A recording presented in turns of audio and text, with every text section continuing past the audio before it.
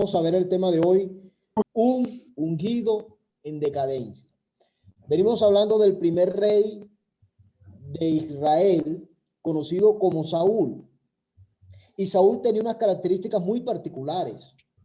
Vemos de Saúl que se dice que muy humildemente y en obediencia salió un día a buscar unas asnas, hablamos en aquella clase, ¿verdad?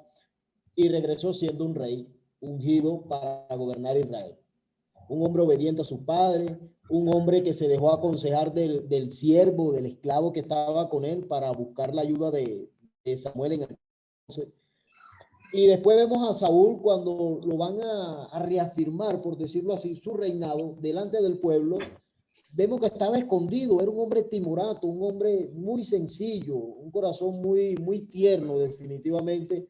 Pienso que Dios había visto estas cosas, estas cualidades en él, y por lo cual optaba para ocupar el cargo en esa manera.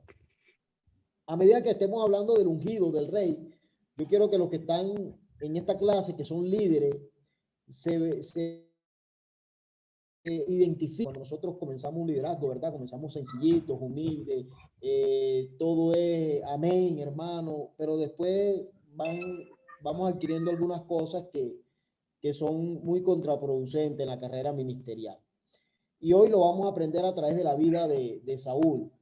Bueno, entramos en el tema, dije que leyeran capítulo 13 al 15 y ahí va a estar la clase. Capítulo 13 es una guerra, la segunda guerra que enfrenta a Saúl en su reinado. La primera fue con los amonitas, Saúl los venció y ahora le tocaba enfrentarse al archienemigo. Acuérdese que los filisteos estaban acostumbrados a azotar el pueblo. Cuando usted lee el libro de los jueces, varias escenas aparecen los filisteos subyugando al pueblo de Israel por culpa de ellos mismos, supuestamente, o lógicamente, perdón, por su desobediencia. Y estando Saúl, dice la palabra de Dios que salió a la guerra a enfrentarse a los filisteos. Y Saúl contaba solamente con 3,000 hombres de guerra.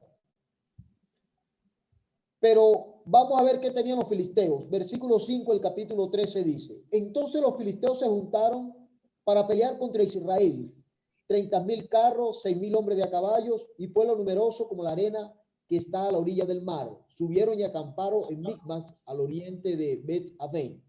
Ok, dice que tenía 30,000 carros. Algunos estudiosos de la alta crítica textual dicen de que aquí hubo un error de escritura, y yo estoy de acuerdo con eso, de que no pudo haber tenido 30,000 carros, porque ni aún Salomón en su reino con toda su gloria logró tener tantos carros. Y entonces imagínense, tenía 30,000 carros por un lado y tenía 6,000 hombres de a caballo. Bueno, aunque eso no es el tema, porque no estamos para hacer una alta crítica a la escritura hoy, sino para una enseñanza, como decía el hermano J, un panorama bíblico, a grosso modo, por hablar así, pero dejo ese detallito ahí para abrirle la inquietud a usted de estudiar. De todo modo, lo que quiero resaltar es que los filisteos doblegaban en números de hombres, nada más de a caballo a todos los que tenía Saúl. Saúl tenía 3,000. Estos nada más en jinetes tenían el doble, tenían 6,000.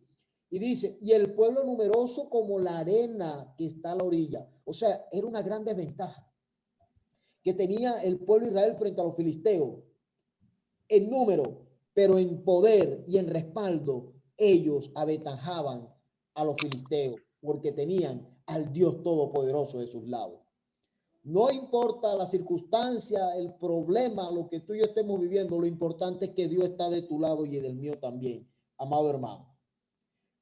Dice la palabra de Dios que Saúl estaba esperando a Samuel. Parece que era una tradición de que en cierta ocasión se reunían antes de salir a la guerra a ofrecer sacrificio de paz a Dios, a consagrarse a Dios a través de la ofrenda. Y eso estaba establecido porque dice la palabra de Dios que Saúl estaba esperando a Samuel. Versículo 8. Y él esperó 7 días conforme al plazo de Samuel había dicho. Pero Samuel y el pueblo se le desertaba. Entonces dijo Saúl. Mira lo que dice Saúl. Traerme holocausto y ofrenda de paz y ofrecer el holocausto. Él era el rey. Él era el líder y estaba ungido de parte de Dios. Cuando usted analiza las Sagradas Escrituras, hasta Primera de Samuel, usted y yo notamos que la unción que se daba a los sacerdotes, que la unción que se le daba a los ministros de Dios era una unción externa, por decirlo así, con el aceite. Y ciertamente Saúl recibió esa unción en el capítulo 10, versículo 1, cuando dice la palabra que Samuel tomó la redoma de aceite y la derramó en la cabeza de Saúl. Pero vamos un poco más allá. Dice la Biblia más adelante en el capítulo 10 que después Dios lo mudó en otro hombre y cambió su corazón y que el Espíritu de Dios vino sobre Saúl. Ahora la unción estaba dentro de él. Era un hombre ungido, pero para una posición y para un cargo. A veces los ministros de Dios están llamados a una tarea, pero como tienen la unción y la autoridad de parte de Dios, queremos abusar y hacer lo que no nos corresponde hacer. Esto le estaba pasando a Saúl.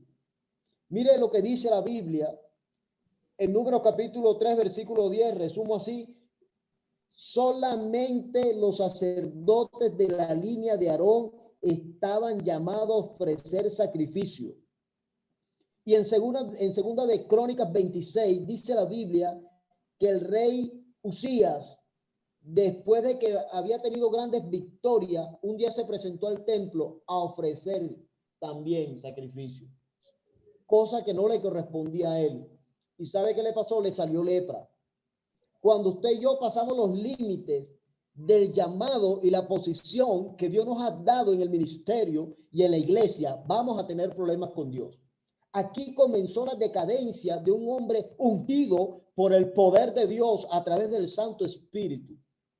Un hombre que había sido llamado con promesa, un hombre que había sido colocado allí, tenía la grandeza, el honor, el privilegio de ser el primer rey de Israel, de estar en la transición. Y mira lo que pasa. Vamos a ver qué sigue pasando. Cuando el hombre de Dios pierde la visión y se enaltece y se enorgullece, va en decadencia. Por eso dice la Biblia, hermano, que Dios al altivo lo mira desde lejos. Por eso dijo el Señor: aprended de mí que soy manso y humilde. Por eso es importante estar velando en nuestra vida espiritual, mantener esa comunión con Dios.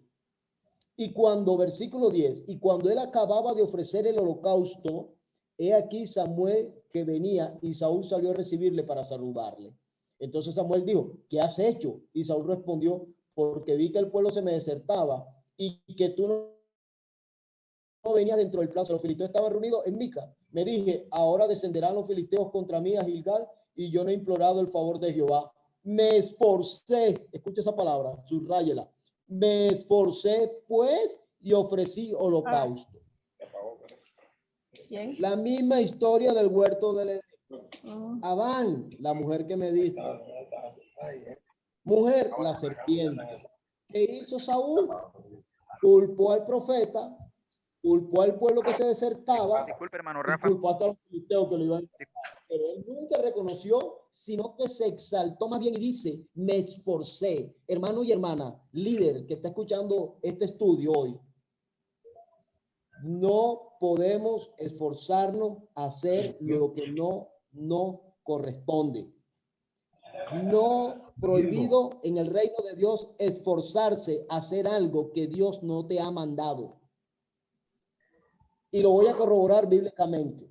San Pablo, con su equipo misionero en el segundo viaje, queriendo predicar en parte de Asia y en Bitinia, dice la palabra que él se estaba esforzando para predicar, pero que el Espíritu se lo impidió. Y él entendió la voz del Espíritu. Saúl tenía el Espíritu también, pero fue desobediente. Ya estaba arrogante Saúl. Y por eso es que tenemos nosotros, los que estamos llamados al liderazgo, velar.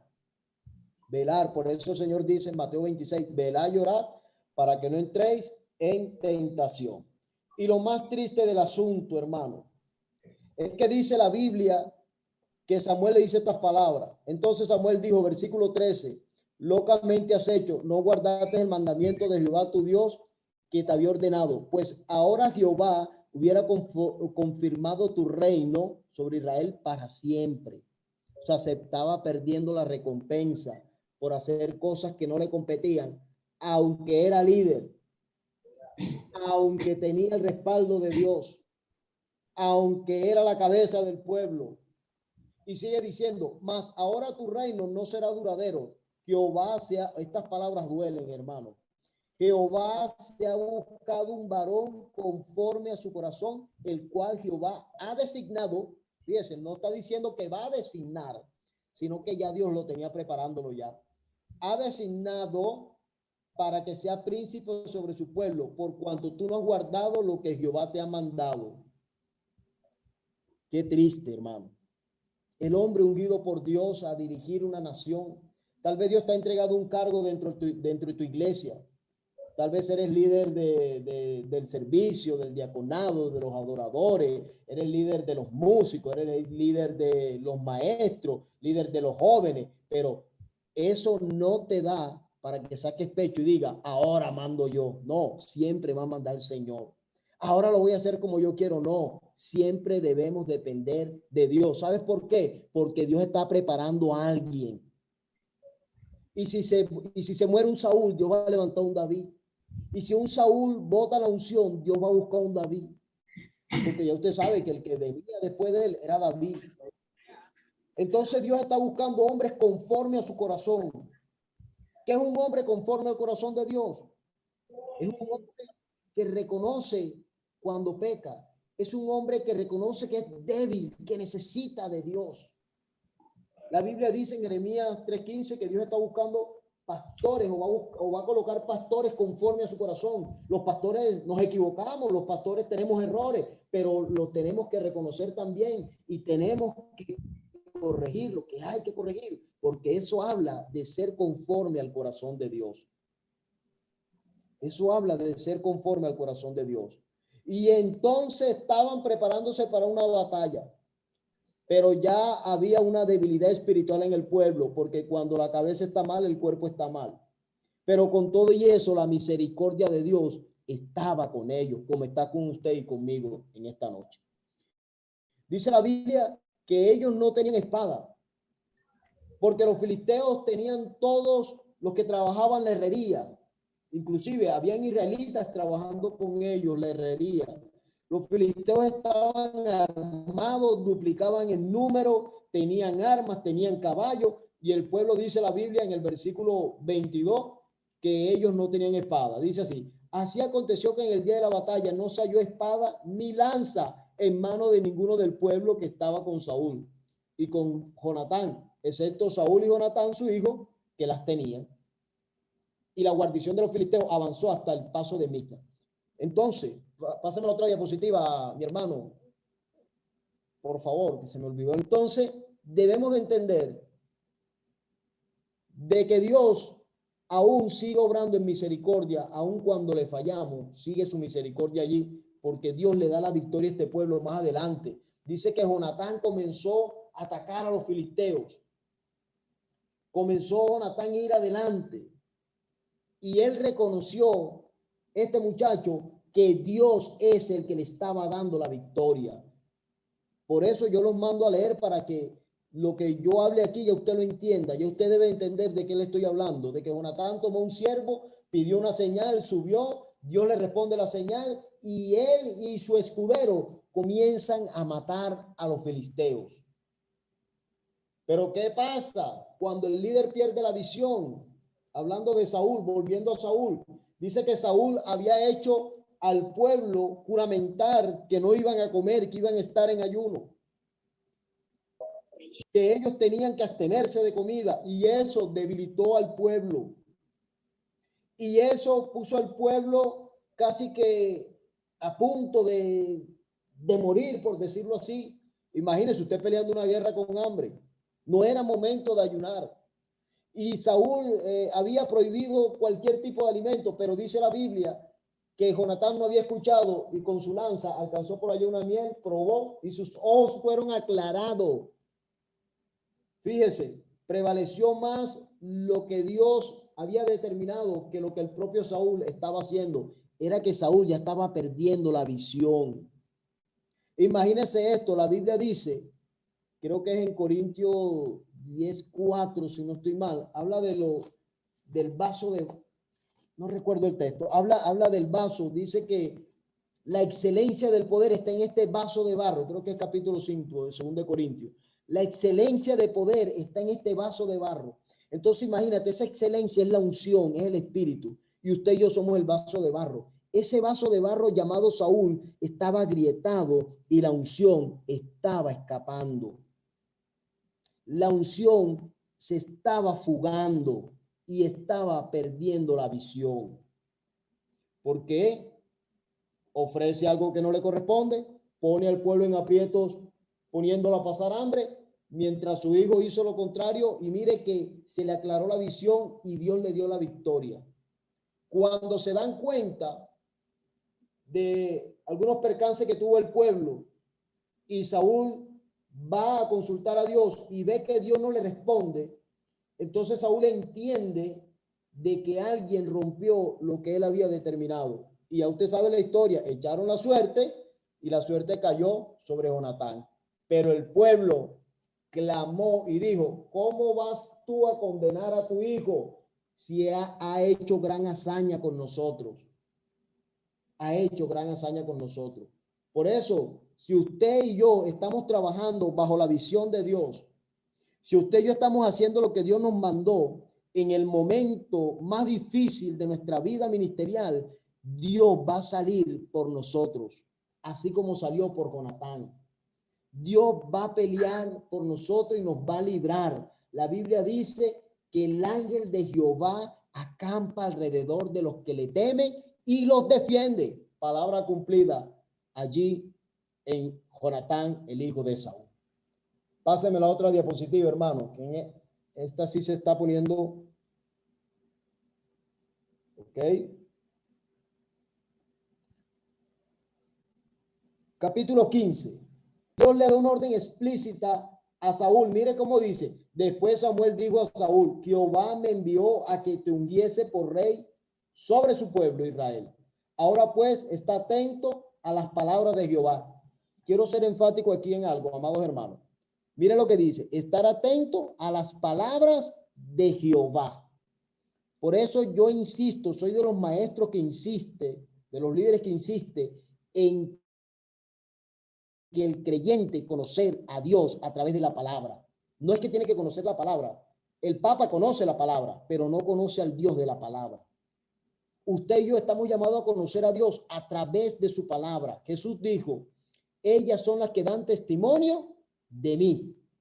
Y esa palabra estaba viniendo sobre Saúl y era que tenía que castigar a Amalek, porque Amalek tenía una deuda pendiente con el pueblo de Israel y que tenía que matar mujeres, niños y todo animal, nada de lo que respirara podía quedar vivo.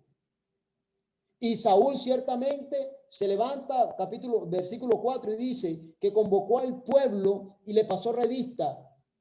Y dice que tenía 200,000 de a pie y 10,000 hombres de Judá. Imagínense, cuando peleaba con los filisteos, dice que nada más tenía 3,000 hombres. Ahora miren la cantidad. El ejército se fue añadiendo, el ejército fue creciendo. Y dice, y viendo Saúl a la ciudad de Amalek, puso emboscada en el valle. Y dijo Saúl a los ceneseos, idos apartados y salid entre de Amalek para que no os destruya. Y versículo 7, y Saúl derrotó a los amalecitas y tomó vivo a Agag, rey de Amalek, pero a todo el pueblo mató a filo de espada. Mire, pudo haber matado 1,000,000 de personas, pero dejó vivo al rey. Y la orden era que tenía que exterminar al rey. Cuando la vasija está agrietada, el aceite se va derramando, se va fugando y se pierde la visión. Saúl estaba perdiendo la visión. Tomó como trofeo a Amalek. Tal vez él lo veía vivo y se reía de él y decía, te vencí. Pero Dios no mandó solamente a vencerlo, sino a matarlo. Y dice que tomó de los animales, tomó de lo más gordo. Y quiero que aquí nosotros seamos agudos en vista y en oído.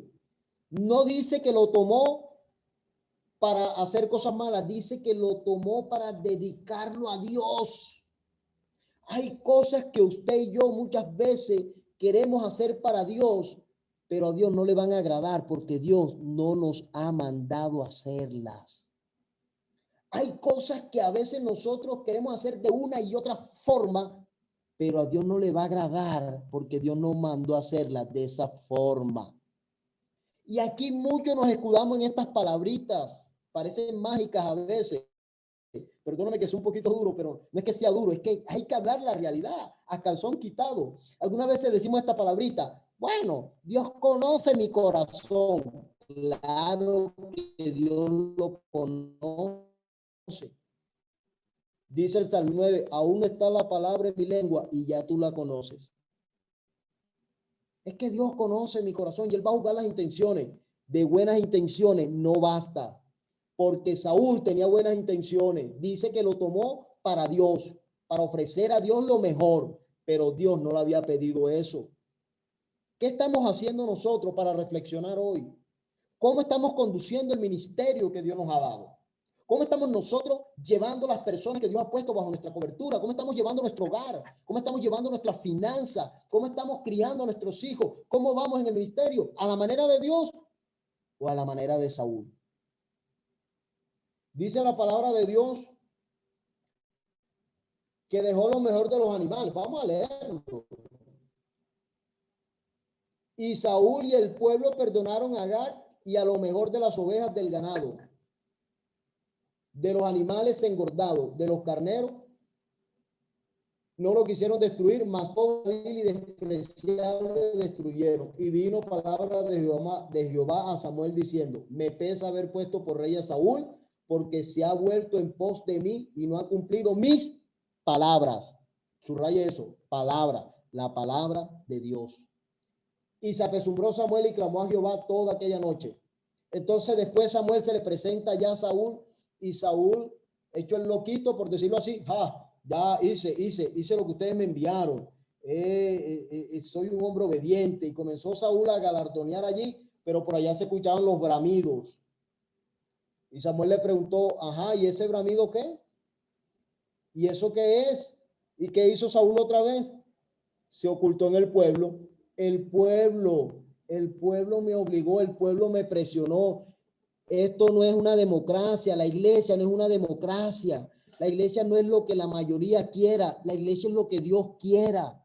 Se lo voy a demostrar bíblicamente.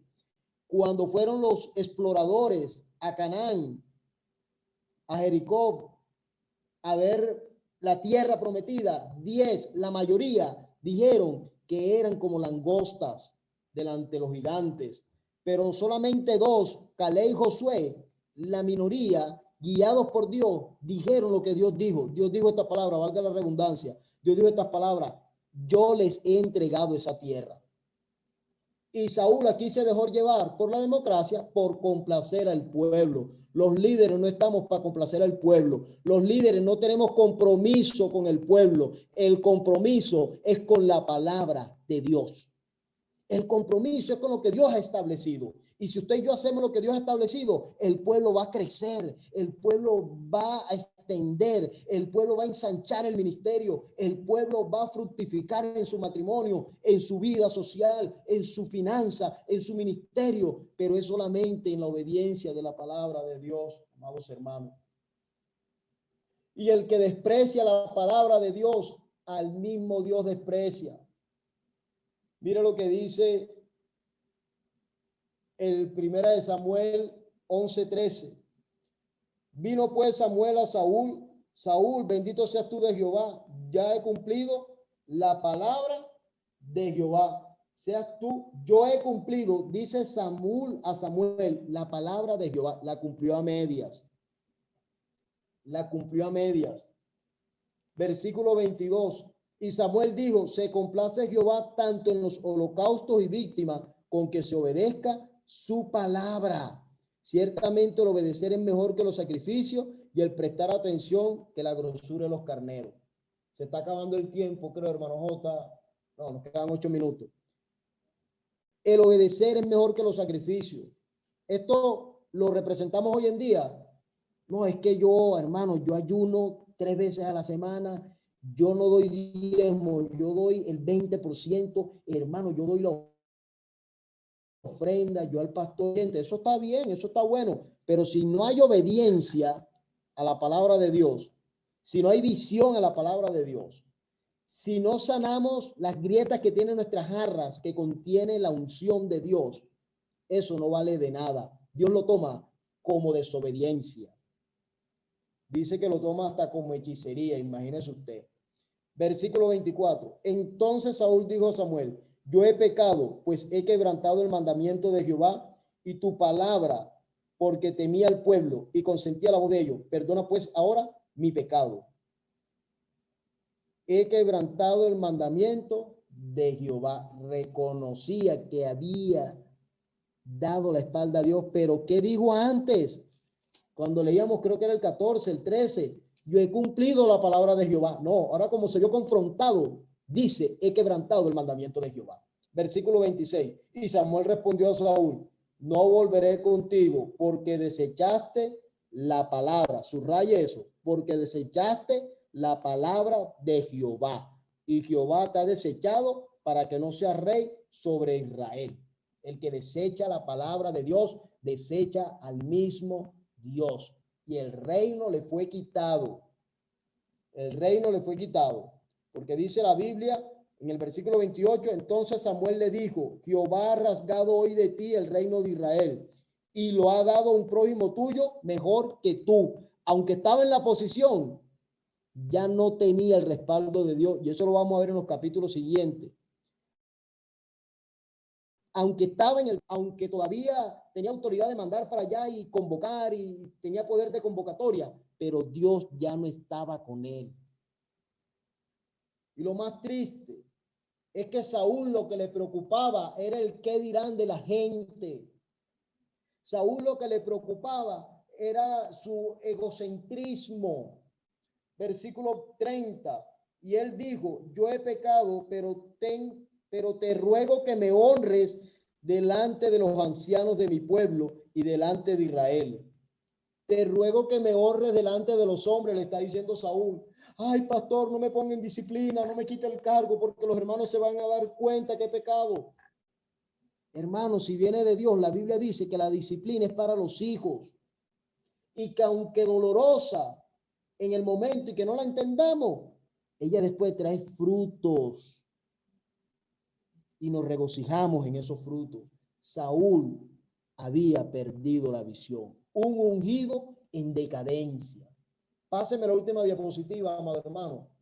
Un ungido en decadencia, un hombre que comenzó humilde, escondiéndose tras del bagaje, muy obediente a sus papis, ganó su primera batalla, lo reconocieron, lo ungieron, lo reafirmaron y después se le hinchó el pecho. Los líderes tenemos, no nos creamos Superman.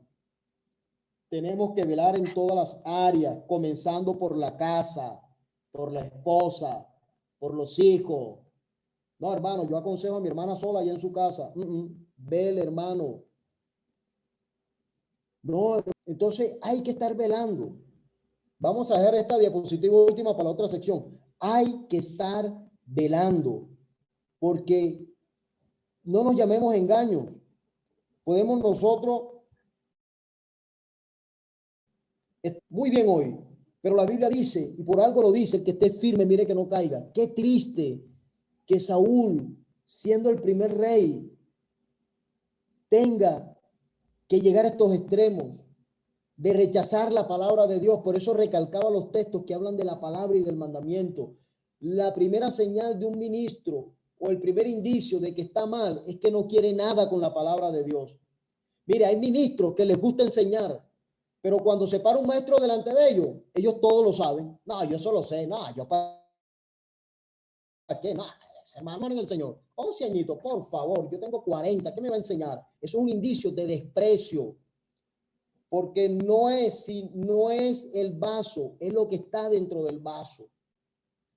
Hay ministros que no les gusta que les enseñen y eso es una señal que está en peligro, que está en decadencia. Para caer en pecado no es de un día para otro. La Biblia dice en Hebreo que no nos deslicemos. Eso es poco a poco. Hay gente que no le gusta estar bajo autoridad. No, es que yo en otra iglesia era copastor, por favor, y yo era la mejor clase. Y aquí me van a poner de diácono en la puerta, por favor. Hermano, el Señor no vino a ser servido, sino a servir. Y tenemos bastante que aprender del Señor nosotros.